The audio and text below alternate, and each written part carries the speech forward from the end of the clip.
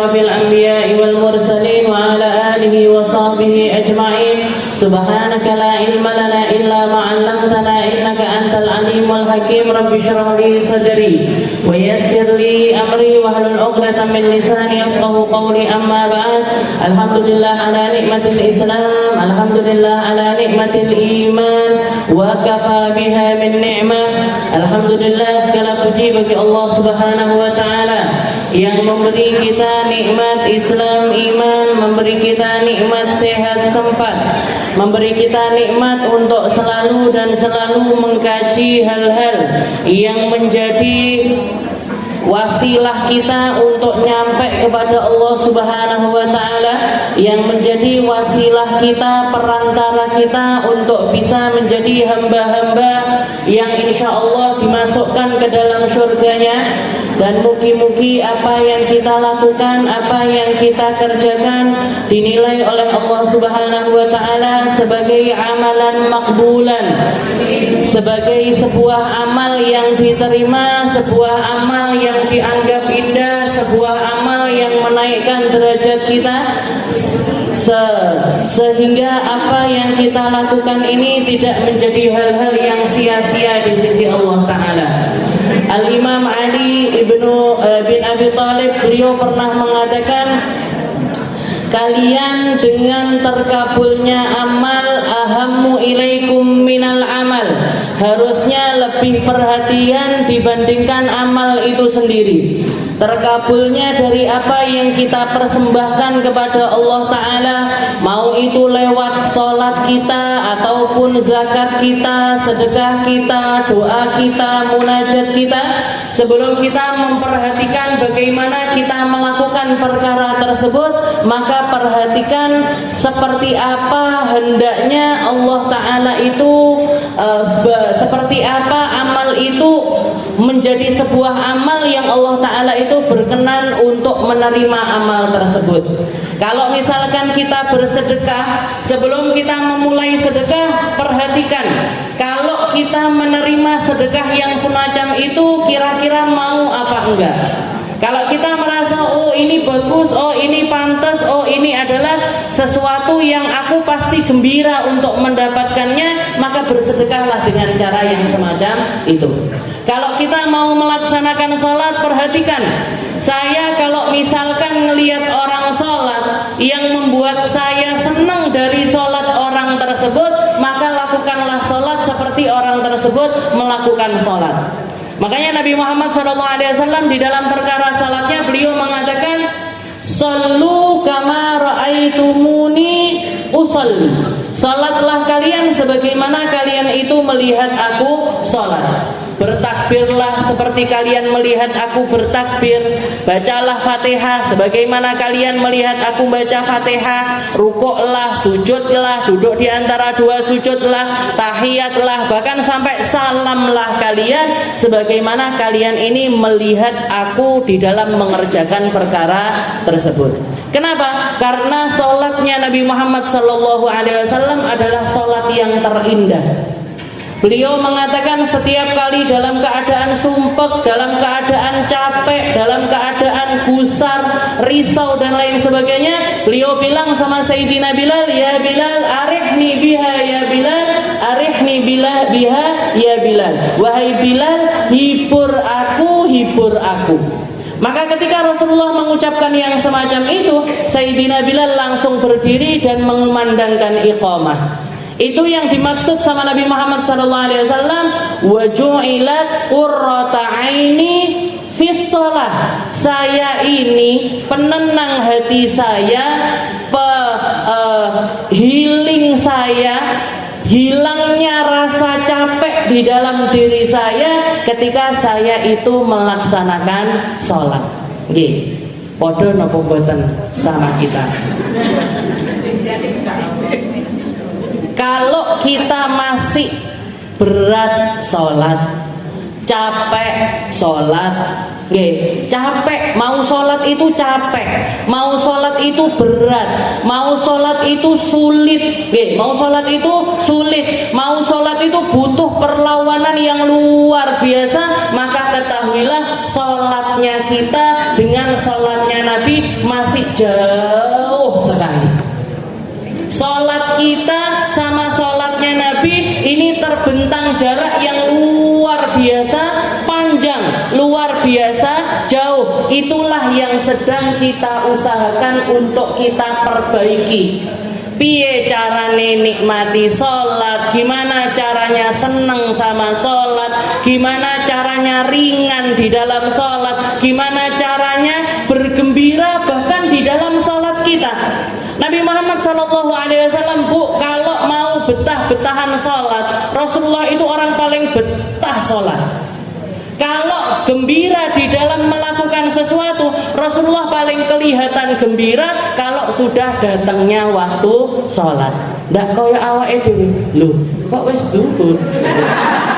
Loh, kok wis asar? Ndak kerasa gitu.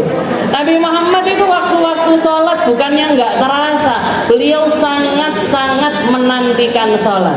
Karena dikatakan, seperti yang kita tahu, sholat 5 waktu itu perintahnya datang dari Allah Ta'ala ketika Nabi Muhammad melakukan Isra Mi'raj.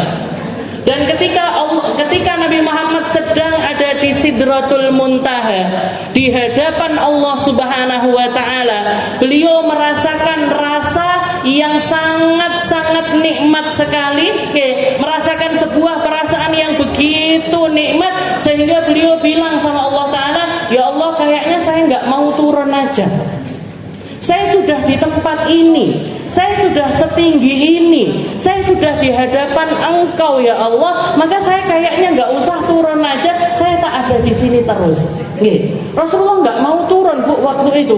Rasulullah nggak mau untuk kembali ke dunia itu, nggak mau. Beliau sudah ada di dalam kenikmatan, sudah ada di dalam kenikmatan. Sama kayak Nabi Allah Khidir, ketika beliau sudah masuk di dalam surganya Allah Ta'ala, nggak mau keluar. Nabi Allah Idris ketika sudah masuk ke dalam surganya Allah Ta'ala, metu sandalnya dikerek nih, biar ada alasan masuk lagi ke dalam surga. Begitu masuk ke dalam surga, malaikat maut mengatakan, keluar, ini masih waktumu untuk kembali ke dunia. Gak, aku metu. Nyapa? Di sini ada makanan yang enak tanpa usaha apapun yang aku inginkan, ada rumah, ngapain saya kembali ke tempat yang penuh dengan kesusahan, ke tempat yang penuh dengan rasa capek, ke tempat yang penuh dengan kesulitan? Ngapain? Jadi Nabi Muhammad SAW nggak mau turun. Bahkan Nabi Muhammad bukan cuma masuk surga, tapi melihat Allah Subhanahu wa Ta'ala. Jadi beliau nggak mau turun. Maka ditenangkan sama Allah Ta'ala, dan Allah Ta'ala mengatakan, wahai Muhammad, rasa yang sekarang ini kamu rasakan akan selalu aku hadirkan ke hadapanmu setiap kamu melaksanakan sholat. Jadi setiap kali Rasulullah sholat, Rasulullah merasakan perasaan yang sama ketika beliau ada di atas langit sana. Makanya para ulama mengatakan mi'rajul abad as-shalah. Orang itu kalau mau naik derajatnya di sisi Allah Ta'ala, sholatnya kudu apik. Sholatnya harus dia perbaiki. Mau nggak mau, wasilah utamanya manusia untuk sambung kepada Allah Ta'ala adalah lewat perkara sholat. Lewat perkara sholat. Itu mi'rajul abad. Jadi naiknya, tangganya manusia menuju Allah Subhanahu wa Ta'ala itu adalah lewat sholat mereka. Maka apa yang kita pelajari ini adalah semua usaha untuk mencapai hal tersebut. Benak nih sholati awak itu mulai dari yang dohir. Walaupun ilmu fikih ini adalah ilmu dohir, ini yang boleh, ini yang nggak boleh, kamu sholat harus begini, kamu sholat harus begitu, dan lain sebagainya. Kenapa? Karena dimulai dari memiripkan sholat dohir kita dengan sholatnya Nabi Muhammad SAW, kita berharap apa yang rohaniyahnya Nabi itu rasakan, kita juga bisa merasakannya. Ketenangan yang didapat Nabi, betahnya Nabi di dalam sholat, nikmatnya Nabi di dalam sholat, kita juga pengen merasakan hal yang sama, mencicipi makna kalimatnya Nabi, wa ju'ilat qurrata aini fis shalah. Aku itu penyejuk hatiku satu-satunya adalah apa ketika aku melaksanakan sholat. Dan itu diikuti sama para ulama-ulama setelahnya. diikuti sama orang-orang soleh setelahnya, diikuti sama hamba-hamba Allah Ta'ala yang mulia. Perhatian utama mereka ada di dalam sholat. Makanya ada kisah di mana salah satu Sayyidina Zubair bin Awam, ketika beliau harus kakinya itu dipotong, kakinya dipotong, harus disuruh minum khamr, sesuatu yang memabukkan. Beliau mengatakan nggak usah kamu kasih aku hal yang semacam ini. Terus gimana motong kaki ini pasti sangat sakit sekali kalau nggak pakai obat bius. Nanti kalau aku sholat potong aja kakiku, aku gak kerasa apa-apa. Kenapa? Karena huwa fi hadratillah, karena dia ada di dalam hadiratnya Allah Ta'ala, sedang merasakan momen yang luar biasa, yang puncak dari kenikmatan, yang dari kenikmatan ini rasa sakit semacam apapun gak terasa lagi. Sayyidina Ali Zainal Abidin roboh rumahnya, Bu. Roboh rumahnya, kebakaran hebat rumahnya. Enggak kerasa, dipanggil-panggil enggak nengok, dipanggil-panggil enggak keluar dari salatnya. Begitu salam, Assalamualaikum warahmatullahi, Assalamualaikum warahmatullahi. Omahe wis ambruk separuh. Katanya Imam Ali, loh, iki mang kobong di Pak. Ini Sayyidina Ali Zainal Abidin. Jadi kenapa? Karena mencicipi rasa seperti yang dirasakan oleh Nabi Muhammad SAW. Wa ju'ilat qurratu aini fis shalah. Minggu yang lalu kita sudah bahas tentang mawaqitus shalah atau waktu-waktunya salat. Seperti yang dikatakan oleh Allah Ta'ala, innas salata kanat 'alal mu'minina kitaban mawquta. Jadi salat, perkara salat, ibadah salat itu adalah sebuah kewajiban yang waktu-waktunya itu ditentukan sama Allah Ta'ala. Ada kadar waktunya. Subuh dari waktu mulai tulu'ul fajar ila tulu'is syams, mulai dari terbitnya fajar shadiq sampai terbitnya matahari. Duhur minaz zawal ila ayyakuna dhillu kulla syai'in mithlah, mulai dari tergelincirnya matahari sampai semua bayangan benda setara dengan bendanya dan lebih sedikit. Masuk waktu asar, yaitu ketika semua bayangan benda setara bendanya ila ghurubi syams, sampai terbenamnya matahari. Masuk waktu maghrib, mulai dari terbenamnya matahari sampai semua syafaq ila ghiyabi kullu syafaq, sampai hilangnya semua mega, langit hitam kelam. Langit berubah menjadi hitam kelam, semua mega-mega itu hilang. Masuk waktu isya mulai dari hilangnya semua mega ila tulu'il fajris shadiq, sampai terbitnya fajar shadiq. Dan begitu terus setiap harinya. Dan begitu terus setiap harinya. Ketika waktu-waktu itu sampai kepada kita dan kita dalam keadaan iman waktu tersebut, kita dalam keadaan berislam di waktu tersebut, nggak ada udzur apapun, nggak ada hal apapun yang membolehkan kita untuk menunda waktu sholat, maka wajib sholat di waktu itu juga. Siapa yang awal sholat, dia mendapatkan keafdoliahannya sholat. Setiap kali orang melakukan di awal waktu, semakin awal waktunya, pahala yang didapat dari hamba tersebut juga pasti berbeda dengan ketika mereka mengakhirkan waktunya. Jadi nggak bisa sama, Bu. Orang yang sholat di awal waktu sama yang di tengah waktu, yang di tengah waktu sama yang di akhir waktu, itu nggak pernah bisa sama. Makanya dikatakan, para ulama mengatakan awal waqt ridwanullah. Awal waktu itu adalah potensi orang mendapatkan ridho paling tinggi dari Allah Ta'ala. Dan dikatakan seseorang ini secepat apa dia itu mendatangi panggilan Allah Ta'ala di dalam sholat, secepat itu juga lah nanti Allah Subhanahu wa Ta'ala akan memperjalankan mereka di jembatan Sirat. Orang melewati jembatan Sirat ini kan macam-macam. Ada yang semacam petir, ada yang semacam angin, ada yang semacam orang berlari, ada yang semacam orang jalan, ada yang semacam orang ngerangkak, ada yang semacam orang ngerangkak timi-timi tapi sudah mau nyampe ceblok, tengah-tengah ceblok, baru mulai jatuh, macam-macam. Orang melewati sirat itu keadaannya bermacam-macam. Dan dikatakan secepat apa kita mendatangi panggilan Allah Ta'ala di dalam sholat kita, secepat itulah Allah Ta'ala akan memperjalankan kita di jembatan siratnya Allah. Berarti makanya dikatakan awal waktu ridwanullah. Awal waktu itu ada ridhonya Allah.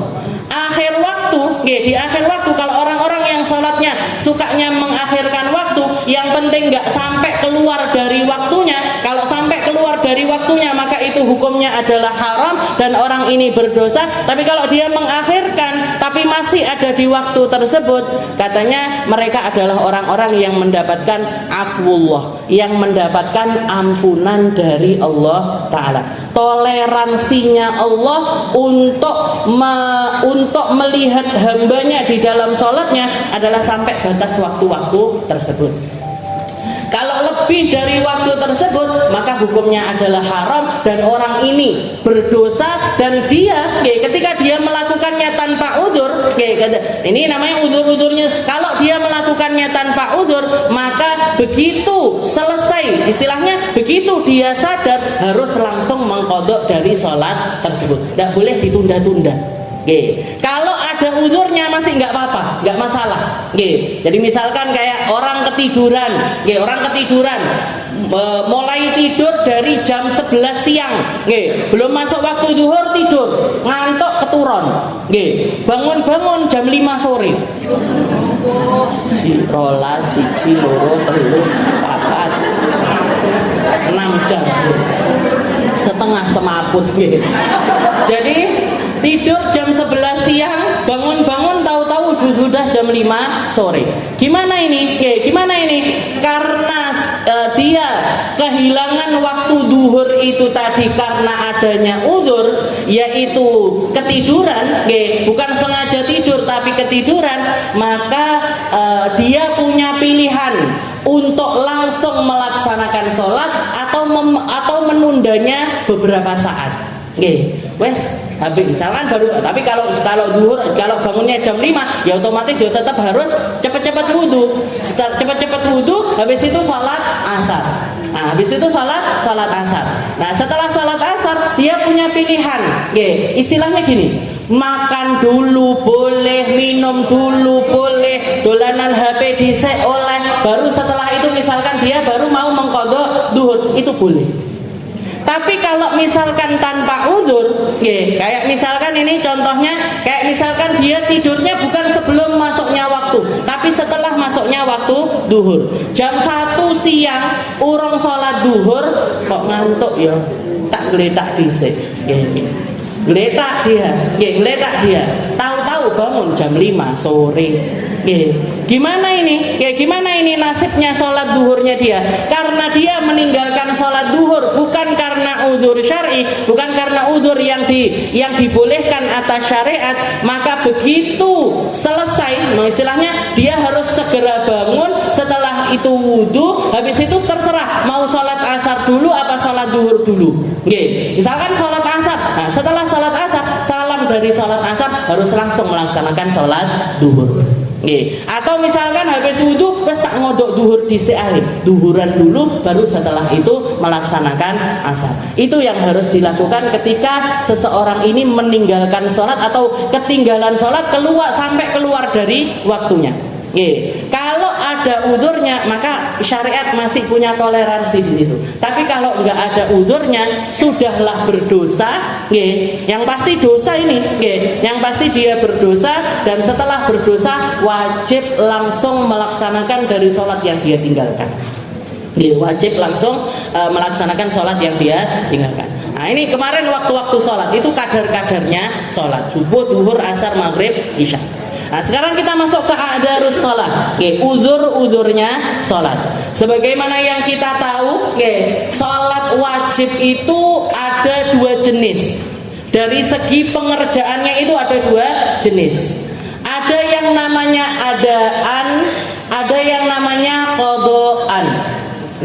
Makanya biasanya orang niat salat itu usolli fardhu dzuhri arba'a raka'atin mustaqbilal, itu sunnah itu. Arba'a raka'atin mustaqbilal kiblati. Nah, lagi yang wajib adaan lillahi ta'ala. Adaan. Jadi yang wajib dari sholat itu niat sholat itu usollinya wajib. Usollinya wajib. Setelah itu jenis sholatnya, jenis sholatnya fardu atau sunnahnya itu juga wajib. Setelah itu sholat apa yang kita laksanakan, duhur kah, asar kah, maghrib kah, isya kah, nah itu juga wajib. Selesai. Nah, setelah itu kalau misalkan dia ini menjadi seorang makmum, maka di situ ada tambahan kewajiban makmuman lillahi ta'ala. Makanya kalau ada orang baru masuk Islam, arepe sholat, ojo dikongkon ngapal niat sholat sing dawa. Ayo niat ngapalin. Gimana? Usolli fardhu dzuhri arba'a raka'atin mustaqbilal qiblati adaan lillahi ta'ala atau makmuman lillahi ta'ala imaman lil. Urung sholat wis mumet nggih. Arba'a raka'atin mustaqbilal qiblati.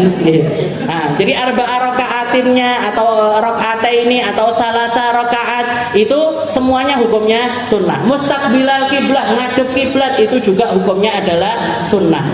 Sunnah untuk dihadirkan tapi nggak wajib untuk dilafadzkan. Istilahnya nggak wajib untuk dihadirkan. Nah, jadi jenis sholat di dalam pengerjaannya itu ada dua macam, adaan sama qadaan. Adaan itu apa artinya? Adaan itu artinya adalah isal, nyambung antara sesuatu dengan sesuatu yang lain. Itu artinya adalah adaan. Secara bahasa, Tapi secara fikih yang dimaksud dengan adaan itu adalah ayatiya bil muaqqatat. Melaksanakan sesuatu sesuai dengan waktunya. Melaksanakan sesuatu sesuai dengan waktunya itu namanya adaan. Jangan sholat duhur di waktu duhur berarti adaan. Sholat asar di waktu asar berarti adaan. Sholat subuh di waktu subuh adaan. Sholat witir di waktu habis isya adaan. Sholat tahajud di tengah malam adaan. Sholat duha di waktu pagi adaan. Itu namanya adaan. Maksudnya apa? Sholat memang di waktu yang memang ditentukan, bukan di selain waktunya. Atau diundurkan, atau dilakukan setelah lepasnya waktu tersebut.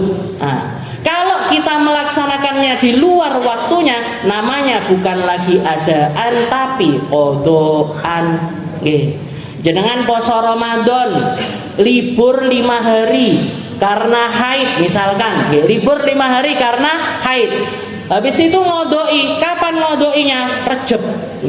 Habis ini Rejab sudah. Habis Sabtu ini hari Ahad ini sudah masuk bulan Rejab. Yang punya kodok puasa ndang dikodoi. Cepat-cepat dikodoi. Nah, ini ketika kita melaksanakannya di bulan Rejab ini namanya apa? Kalau misalkan di bulan Ramadan kita bukan usolli. Nawaitu sauma qadin, ya kan? Saya niat puasa di bulan Ramadan. Tapi kalau sudah keluar dari waktunya, nawaitu sauma qadin qadai fardhi syahri Ramadan. Ya Allah, saya niat puasa sebagai kodok dari puasa Ramadan saya tahun ini. Sebagai kodok. Jadi ada kodokannya di situ. Jadi kodok itu bukan cuma sholat aja, tapi segala sesuatu yang dilaksanakan, segala sesuatu yang ada perintahnya dari Allah Ta'ala, mau itu wajib, mau itu sunnah, kok dilaksanakan di luar waktunya, namanya adalah kodokan. Jangan tadi pagi nggak sempet duhaan misalkan, padahal pengen istiqomah sholat duha. Nanti habis duhur, habis selesai sholat duhur, ba'diyah duhur, jenengan pengen ngodoi duha, boleh apa enggak? Boleh. Tadi malam ketinggalan tahajud, tadi malam ketinggalan tahajud. Sebelum berangkat ke ribat Aisyah, jenengan sholat duha, baru sholat duha, emane mambengi ndak tahajudan, tak tahajud sekarang. Gimana? Boleh apa enggak? Boleh. Tapi bukan tahajud adaan, tapi tahajud qadaan. Ngodoi sesuatu yang ada perintahnya, mau itu wajib, mau itu sunnah, semuanya boleh. Semuanya boleh. Dulu sebelum belajar ndak iso ngladeni bojone sing apik misalkan. Nggih. Nggak bisa ngladeni, baru sadar sekarang. Nggih. Baru sadarnya sekarang. Habis itu setiap hari dipipi bojone, dimasak, biasanya ndak tahu masak, malah masak. Biasanya ndak tahu ngene kopi, malah ngene kopi. Biasanya nggak tahu nyayang-nyayang, jadi nyayang-nyayang. Suaminya nanya, "Iki apa, Mas?" "Kodo."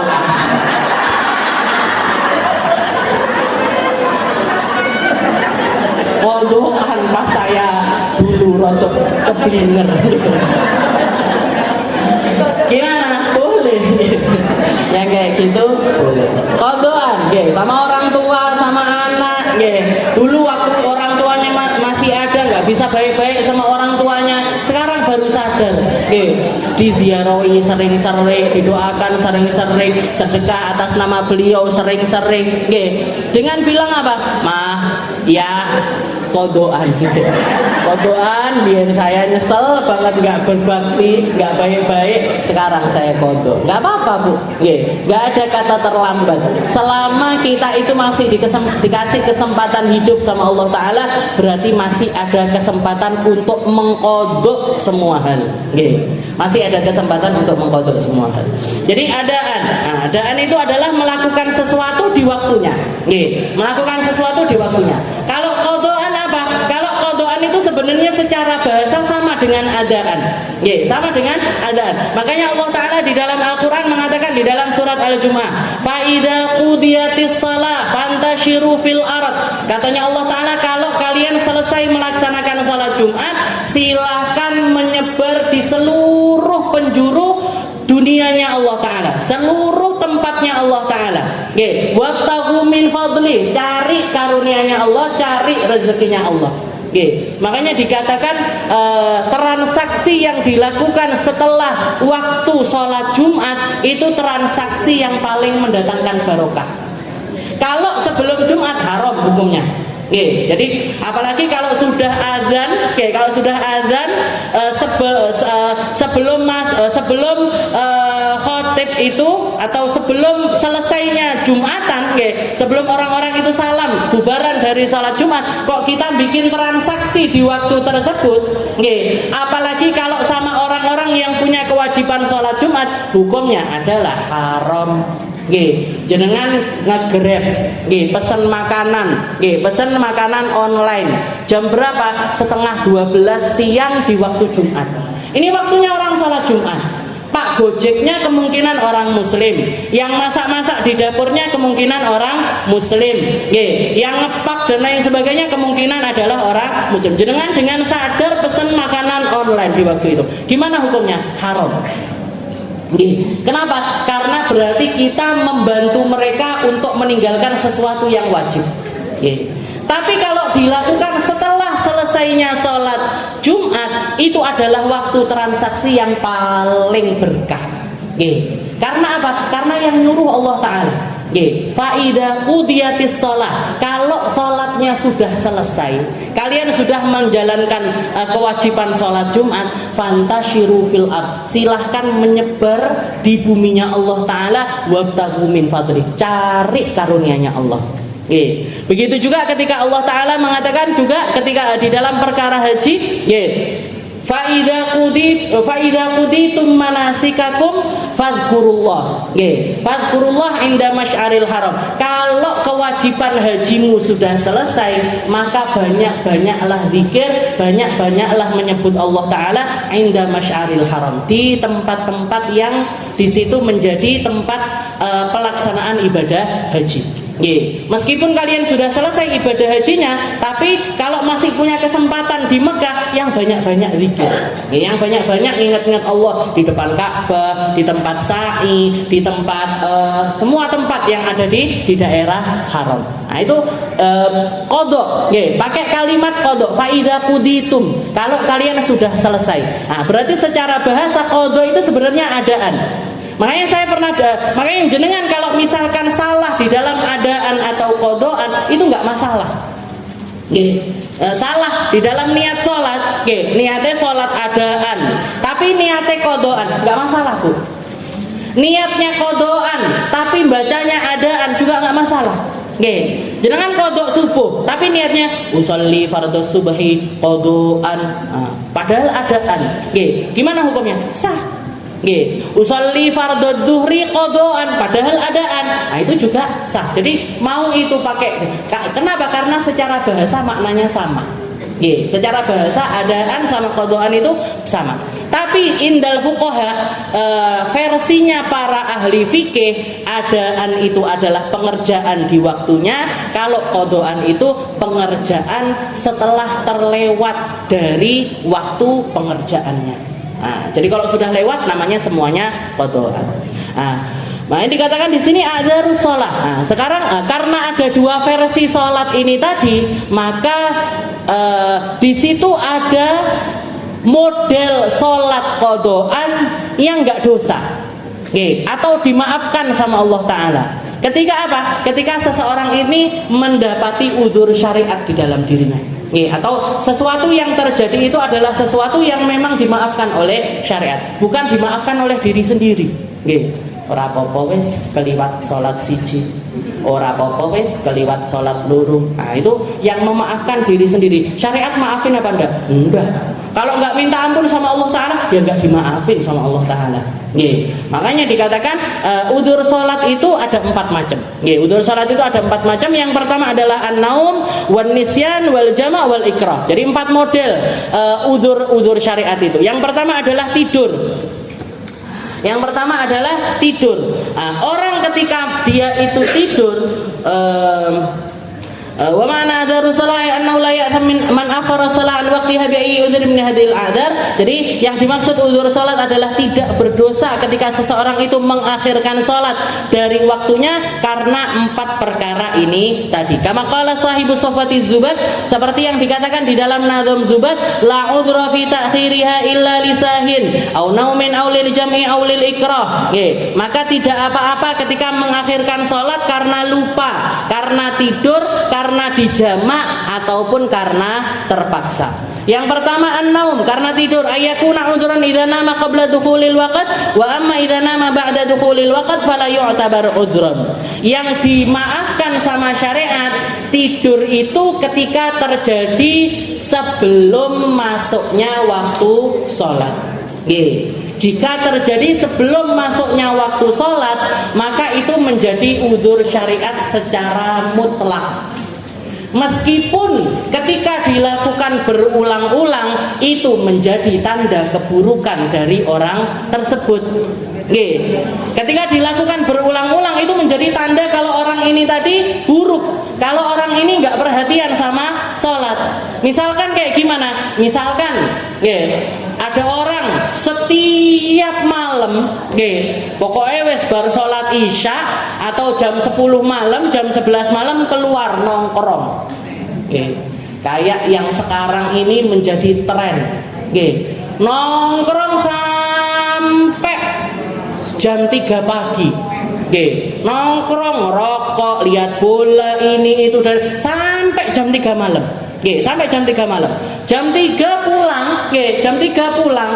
Begitu tarhim, masih tarhim masihan, apa? Sebelum tanda-tanda sebelum masuknya subuh niku, malah gledak turu. Bangun-bangun jam berapa? Bangun-bangun jam 7 pagi. Bangun-bangun jam 8 pagi. Wah, subuhku keri. Bukan keri itu. Kupingnya wes kebek sama kencingnya setan itu. Telinganya sudah penuh dikencingi sama setan. Makanya orang yang semacam itu mau diajarin apapun sulit nerima, mau difahamkan macam apapun nggak terima. Kenapa? Karena sudah terlalu berkerak telinganya. Nah, kalau secara fikih gimana? Kalau secara fikih itu masih masuk udzurnya sholat, nggak apa-apa. Istilahnya misalkan sebelum subuh dia tidur, setengah jam sebelum adzan subuh dia tidur, bangun-bangun keluar dari waktu subuh, itu termasuk a'dzarus shalah, termasuk a'dzar. Tapi kalau dilakukan berulang, ini menunjukkan kemunafikan yang sudah mengakar di dalam diri orang tersebut, keburukan yang nyata yang ada pada diri orang tersebut, dan kalau dibiarkan ini akan menjadi sesuatu yang menyulitkan dia di akhiratnya Allah Ta'ala. Nggih. Tapi walaupun makanya orang belajar fikih itu kan harus diiringi sama tasawuf. Nggih, lek belajar fikih, oh ndak apa-apa jareke. Nggih, sebelum kan termasuk udurnya sholat sebelum pokoknya tidurnya sebelum masuknya waktu sholat. Bendino ngono terus. Nggih. Bukan udzur itu namanya. Nggih, sudah mirip sengaja. Nggih, sudah mirip kesengajaan. Nggih. Nah, jadi yang namanya udzur itu jarang-jarang. Yang namanya udzur itu sesuatu yang jarang-jarang. Mosok jenengan pamit, dino pamit. Ustazah pamit ya, ribat Aisyah, repot. Jumat depannya. Ustazah repot lagi, Jumat depan. Repot lagi. Oh, pancen ndak nyetak. Oh, mbak jenengan. Iya kan? Saya akan mengatakan, oh berarti jenengan memang nggak niat datang. Nggak usah pamit. Ini Allah Ta'ala juga gitu. Pak, saurunge subuh Gusti Allah ngantuk bendino. Nongkrongnya setiap malam, nongkrongnya sampai pagi setiap hari. Ini kan berarti istilahnya main-main sama Allah Ta'ala. Jadi ayakuna udhurun idza kana qabla dukhulil. Jadi kalau sebelum waktu sholat sebenarnya itu adalah uzurnya sholat. Jangan tidur sebelum duhur, setengah jam sebelum duhur ketiduran, atau memang niat tidur. Bangun-bangun masuk waktu asar. Gimana ini? Nah itu uzurnya sholat. Silahkan mau itu habis bangun langsung wudhu langsung sholat duhur, habis itu sholat asar, atau sholat asar habis itu sholat duhur, atau mau mengakhirkannya. Misalkan saya repot beriki enek acara, misalkan sholatnya ngodoinya habis asar, habis isya, habis maghrib, masih nggak apa-apa kalau ada udurnya. Kalau nggak ada udurnya maka wajib untuk dilaksanakan. Jadi kalau tidur itu dua macam udurnya sholat. Yang pertama secara mutlak kalau tidurnya sebelum masuk waktu sholat. Yang kedua ketika dia tidur setelah masuknya waktu sholat tapi terbiasa bangun sebelum keluar dari waktunya, atau sudah ngasih pesan sama orang untuk bangunin sebelum sholat, sebelum masuk waktu asar. Jangan ngantuk nggak tertahan. Sampai keadaannya itu sampai gini. Saya kalau maksakan sholat bisa-bisa tengah-tengah sholat turu. Karena saking ngantuknya, karena saking capeknya. Wes tak geletak sebentar aja.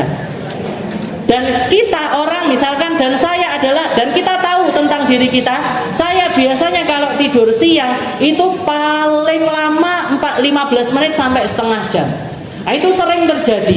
Memang jenengan biasa istirahat setengah 1 sampai jam 1 misalkan, atau dari jam 12 sampai setengah 1. Biasa tidur tapi nggak lama. Tahu-tahu jenengan ketika tidur, terus aku tak ngeletak dulu teh. Insya Allah nanti setengah jam bangun. Ternyata ditidurkan sama Allah Ta'ala kayak Ashabul Kahfi. 309 tahun. Kesuwen Bu. Ternyata ditidurkan sama Allah Ta'ala sampai jam 4 sore. Bangun gelagapan. Loh, aku biasanya cuma tidur setengah jam kok tahu-tahu tidur sampai asar. Gimana ini? Itu masuk udurnya sholat. Masuk udurnya sholat. Karena masalah tidur ini kadang-kadang kita nggak bisa tahu. Ashabul Kahfi itu ketika ditanya bangun tidur, satu sama lain itu nanya, "Kam labithna?" Kita tidur berapa lama? Sebagian bilang kayaknya sehari, sebagian lagi bilang kayaknya setengah hari. Kita tidur rodok malam ini sudah hampir ke matahari tenggelam lagi. Berarti kayaknya setengah hari atau 1 hari. Tiba-tiba 309 tahun. Uzair salah satu kaumnya salah satu muridnya Nabi Allah Musa ketiduran di bawah pohon. Ketika bangun malaikat datang, "Kam labitha, kamu tidur berapa lama?" "Kayaknya yauman au ba'da yaum." Ternyata berapa lama? "Bal labitha mi'ata am." Kamu tidur 100 tahun. Uzair itu. Jadi ada yang bilang beliau adalah nabi, ada yang bilang hamba soleh, muridnya Nabi Allah Musa. Jadi kalau orang tidur ini kadang-kadang memang nggak bisa dikontrol, terserah Allah. Makanya ketika kita bangun tidur itu kan doanya, alhamdulillahilladzi ahyana. Ya Allah, maha suci Engkau, terima kasih ya Allah yang telah menghidupkan kami lagi. Karena misalkan Allah Ta'ala nggak pengen menghidupkan kita lagi, nggak apa-apa. Bablas ahyana ba'dama amata wa ilaihin nusyur. Jadi boleh termasuk udurnya sholat kalau tidur setelah masuknya waktu, tapi dia biasa bangun sebelum keluarnya waktu atau meling sama orang. Nggih, berpesan sama orang. Nggih, jangan pengen geledak sebentar, bilang sama anaknya, "Nak, nanti mama tangenono jam 1 ya." Nggih, tak geledak sebentar aja, ngantuk banget, bangun nono jam 1. Nggih. Ternyata yang dipeseni lupa. Nggih, dolan karo koncone sepedaan apa gimana, lupa bangun-bangun asar. Gimana ini udurnya sholat? Nggih, masih dimaafkan sama Allah. Nah, itu yang pertama, an-naum. Yang kedua apa? Yang kedua adalah an-nisyan atau lupa. Nggih. Jadi yang kedua, ayakuna udhuran idza kana sababuhu amran mubahan wa amma idza kana makruhan aw haraman fala yu'dzar. Ini lupa ini menjadi udhurnya salat, nggih. Menjadi udhurnya salat ketika seseorang itu yang membuat dia lupa bukan perkara makruh, bukan perkara haram. Bukan perkara makruh, bukan perkara haram. Kalau yang menjadi sebabnya adalah perkara makruh atau perkara haram, maka tidak menjadi udhurnya sholat. Tapi kalau yang membuat dia lupa ini perkara mubah, mubah itu boleh. Atau karena perkara sunnah, apalagi perkara yang wajib, maka itu dianggap sebagai udhurnya sholat. Dianggap menjadi udhurnya sholat. Kayak misalkan kita ini ngaji di Ribat Aisyah, saking khusyuknya ngaji, saking senengnya ngaji, yang ngajar lupa waktu, yang belajar lupa waktu, walaupun mayoritas delok jam, kelihatan jam. Bahkan bukan jenengan aja, saya juga.